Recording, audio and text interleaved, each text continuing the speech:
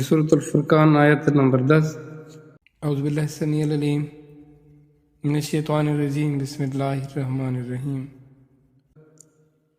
تبارک کا بڑی برکت والا، الذی وہ جو انشاء اگر چاہے، انشاء اگر چاہے، جعل وہ بنا دے،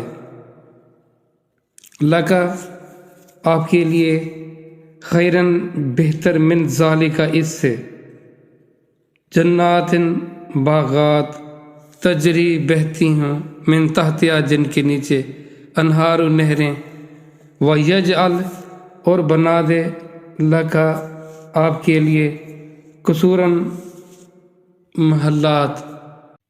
بڑی برکت والا ہے وہ، جو چاہے تو کر دے آپ کے واسطے اس سے بہتر، باغ کے نیچے بہتی ہوں نہریں، اور کر دے آپ کے لیے محلات۔ اب وہ جو کہہ رہے ہیں، وہ جو کہہ رہے ہیں اس سے بھی بہتر، وہ جو بتا رہے تھے نا کہ ایسا ہو جاتا، ایسا ہو جاتا، تو اللہ یہ فرماتے ہیں وہ ذات ہے ہی برکت والی۔ اب یہ برکت کا کیا کنسیپٹ ہے؟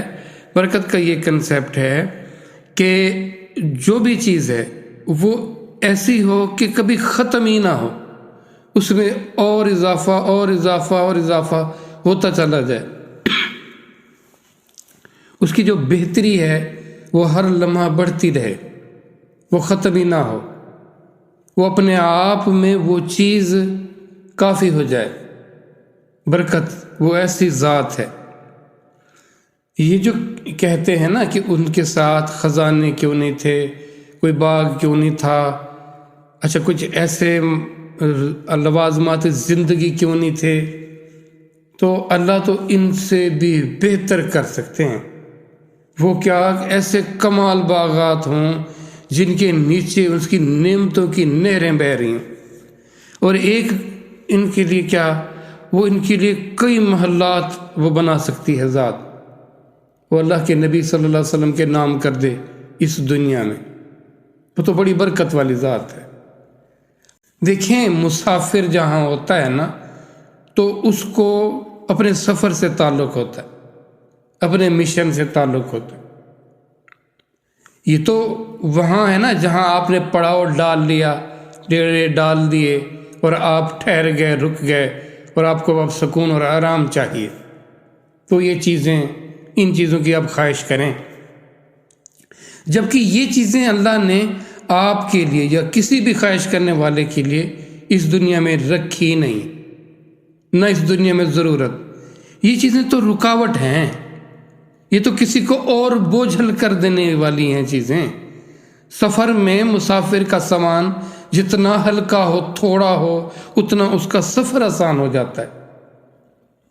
اور یہ بات کیوں نہیں سمجھ آ رہی ہمیں؟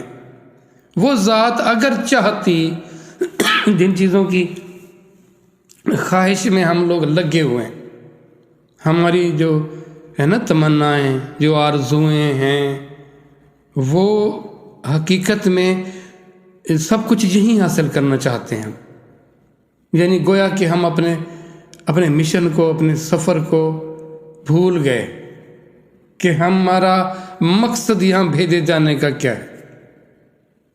اگر آپ دیکھیں ایک ایگزامینیشن ہال ہوتا ہے نا، اس میں آپ کو کیا ہوتا ہے، آپ کو اپنا پیپر حل کرنا ہوتا ہے، اس سے پہلے آپ نے تیاری کی ہوتی ہے، اچھا، اور اس کے بعد اپنے پیپر حل کرنا ہوتا ہے۔